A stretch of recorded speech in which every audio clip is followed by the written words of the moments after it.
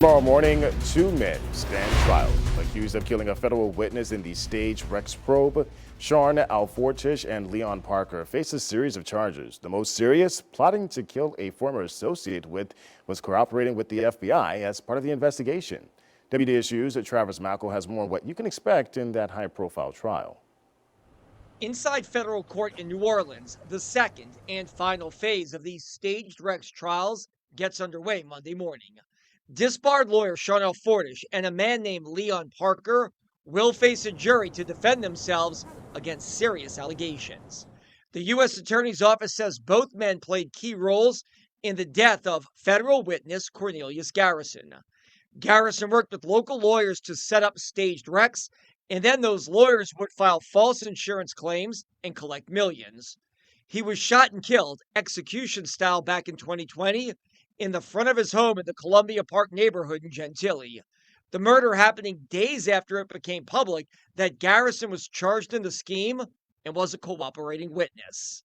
It went unsolved for years, but in 2025, Alfortish and Parker were charged with playing roles in the scheme to kill Garrison, with the FBI accusing Alfortish first of trying to pay Garrison to leave the country. After Garrison didn't, the feds say Alfortish then allegedly devised a scheme with Parker to kill Garrison. In open court in past hearings, details have come out about meetings Parker and Alfortish had and money removed from bank accounts. The feds are expected to call numerous witnesses and show digital and forensic evidence to jurors. Alfortish and Parker have both pleaded not guilty.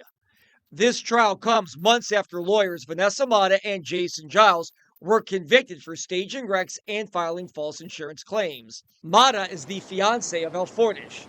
At her trial, Mata's entire defense was that she was used by Alfortish in the scheme and was an unsuspecting young lawyer who didn't know any better.